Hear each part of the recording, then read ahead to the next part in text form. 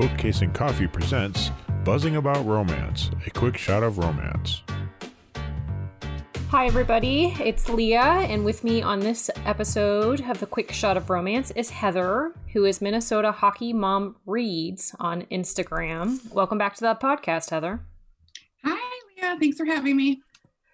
Okay, on this episode of Quick Shot of Romance, we are reviewing Loss Recovery, Alaskan Security-Team Rogue Book 1 by Jemma Westbrook, which is a pen name of author Janice Whiteaker. Heather, you want to read the synopsis for us? I definitely will. When you live on both sides of the law, there is no room for attachment. Wade Denison knew the rules when he joined Team Rogue, knew what it would cost him. It was a price he was willing to pay. But then he meets Bess Hines in a bar. One perfect night with her had him second guessing everything, his choices, his life, himself. Because no matter how perfect she felt in his arms, Wade had to let her go, taking nothing but the sweet memory of her body under his. It was the only way to keep her safe from the danger following him closer than a shadow. Only Bess wasn't safe. When Team Rogue is hired to protect Bess from a danger all her own, Wade has a chance to protect the woman he never should have left. A woman who can give him everything he never knew he wanted. Bess Hines is hiding, tucked away in the mountains of Alaska, hoping for a miracle, an answer to her prayers. Wade Denison is neither of those. 2 years ago, he showed her a tiny taste of heaven, then left without so much as a goodbye. Seeing him again is the worst kind of torture. Being put under his protection is worse, especially since Wade might be just as big of a threat as the one he's been hired to protect her from, because he may have walked away from her after their night together with nothing but a memory, but Bess left with something more, something she will guard with her life. Okay, and so this was released December 27th, 2019. And the tropes, we have secret baby, suspense, protector, one night stand, and second chance. And Heather and I think this is a steam level about a 3, because it's not too steamy, but just enough. Okay, so the book itself. One of my favorite things was how strong of a character Bess was. Like, has been put through the ringer the past couple of years with everything that is going on with her life. But she is not letting it affect her. Like, she is a badass. She totally is. And she totally knocks Wade on his rear end. But not only that, but she has that whole team is whoa, where did this girl come from? She's awesome and she's smart. She is not trained in this, but she is smart. No, I know. And I love how they would go through different scenarios of what was happening. She's like, hold up, why aren't we thinking about this? And then she's like, mic drop, yeah. Yeah, and then you can just picture it in your mind how she they turn around and they look at her jaws on the floor huh? And there she is yeah, she's awesome. She's a boss. But I loved how Wade because when the book opens, Wade and his friend Brock are coming back from Florida, and Brock is making fun of him basically for just being a monk for the past 2 years and being super crabby and super annoying, and he's just not a happy person. But then when he sees who he is coming home to protect, he gets smacked in the face because there she is. I mean, he walks in and then it was all of a sudden he yells at his friends to get out of the house, and people are what is happening? I mean, even as readers, you're what's going on? I mean, well, because you going into it, something big is about to happen, but you're not quite sure, which I just loved. But then he finds out about the little guy, baby, Parker. And just the description of him, his eyes and how he looked. Wade knows from the get-go, this kid is mine, even if and I love how he's even if the DNA says he's not, he's mine, but they didn't even question it. But even how he how it's found out that they have a, like, she has a baby is really funny. Like, they're having this conversation and all of a sudden, bam. Yeah, like he starts crying. It's like, And I think oh, as a by the parent, way, as a parent, I mean, that would be such a shock to the system. And it's like, he's like this badass, like military, like, you know, he works in a security company that's like, you know, he's not a real, like he said, he's kind of a dangerous guy. yeah. You know, his experience with babies is like minimal, like none, you know. But he was so good with him. Like, Totally. so good. Like, just one of those natural, like, caregivers in that, like, anything he needed, he was there to help out. And he, like, took to him, like, so well. I just love that. Yeah, and I feel like as like badass as Wade is, and like he has a lot of skills, and obviously he's really good at his job and protecting and stuff, like it was like he kind of came into his own. It was like almost like his role is definitely a protector, and he took that on and like owned up to responsibility that he never knew he could do. Like he almost underestimated himself. Right. Well, and he seemed so jaded. Like they were even talking about how he just wasn't happy with the direction like some of like their jobs had been, and how like he didn't want to protect some of the people that they were protecting because they were like shitty people, but like they were hired to do a job and they had to do that job, and he was becoming really jaded and wasn't even sure if he still wanted to do like his job in that setting anymore. And then Bess shows up, and it's like the stars align for him personally in a sense, but like his job was still up in the air. But and I just love too like how the team like pulled her in and like made her theirs.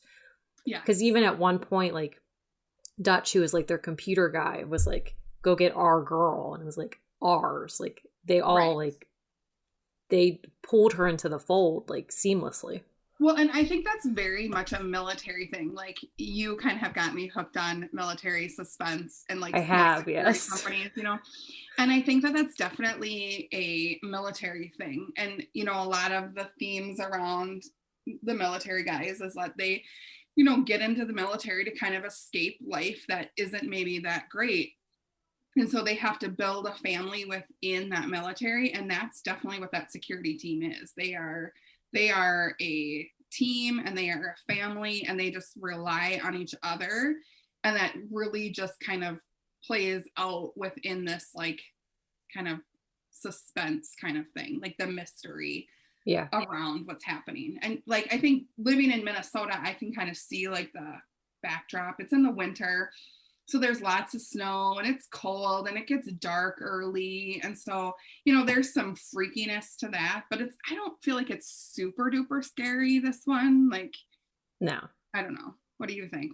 I mean, there's that element of like, they don't know who's after who and why they're going after certain people. Cause there's like, she even talks about like, cause she gets shot at, and like Wade even says, if I was going to shoot at somebody, I know who it is I'm shooting at. Like I wouldn't shoot at somebody unless I knew. And so like she knows they were purposefully shooting at me, but then all the guys are like, they're not after you. This is different. And she's like, no, it's all connected, all of it. And so it starts this bigger story of who's after like the team as a whole, and why is she the connection to all of this. We don't get that solution. You have to read the next 4 books for that.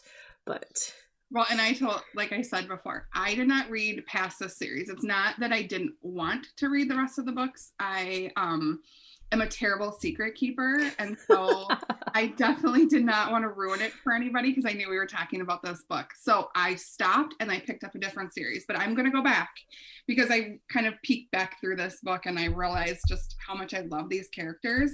One of the things I wrote in my notes was that they both are kind of closed off and afraid. It's almost like they're tiptoeing around each other, waiting for the other one to kind of express their feelings. And then when the other one, like, you know what I mean? And you just kind of want to be like, buck up and put your feelings out there, people. Come on. Well, and there were times like where she would ask him a question, he would answer it like truthfully, but then he wouldn't elaborate on it. He would just like answer the question, and that was it. And then she would like be really sad about it, because he didn't give the type of answer that she wanted. Like, she wanted the answer he gave her, but she wanted more at the same time. So it was like, just keep talking or ask him more questions. He's definitely a man of few words. Yes. And I would just get so frustrated though, because he would like answer her and then she would almost like shut down and just be like, all right, like, and then internalize all of like her frustration and sadness. And it's like, just ask the damn question. I know. Well, and if you're married, I mean, some of us are lucky enough to be married to men who are a lot like Wade, who they don't really share their feelings. Oh no. Yeah. I have a non-feeling sharer. Yeah. So you sort of have to read between the lines and like pull information out of them. So I kind of get where she's coming from. Yeah. And I think that's why, like, I definitely identify with her because that's my reality. Right? Totally. So the thing I like wrote down, her ex is insane. I think we're just going to go out on a limb. I mean, maybe not a limb. It's the truth. He's crazy. Crazy town. Totally crazy. So that's basically why the security company was hired. Her dad hired him, the security company, because her ex, Chris, is psycho. Yeah. Psycho. Well, and like he kidnaps the baby and like, which that in itself, like she jumps on a car to like get him back. Because she's going to do what she has to do to like save her son. And I just, he's psycho, like crazy pants psycho. Crazy. Yeah. And so I just was like, he is nutso. And I mean, I just kept thinking like her family, I mean, luckily her family has the money to like pay for the security. So then like, what would happen if they didn't, you know? But he's nuts. And I think it comes out more and more as we read, like just how crazy. And like I like how we get a little bit of a snippet and then, you know, like then more information is given and you're like, oh my God, tell me more. Like, you know what I mean? You just want more and more information about what's happening, but she just like little breadcrumbs. It's like breadcrumbs. Yeah. It's like little pieces here and there. Like there's a little tease of what's happening and then something else happens. And then like you get another little tease and then something else. What I'm saying is when you pick up this book, I felt like it was a pretty quick read. It didn't take me long, but again, you and I are really fast readers, Leah. Yeah.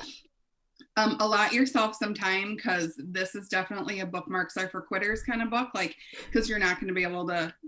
There's not a one more chapter. This is like, let me just finish the book tonight. Correct, because you need to know what happens. And then when you get to it.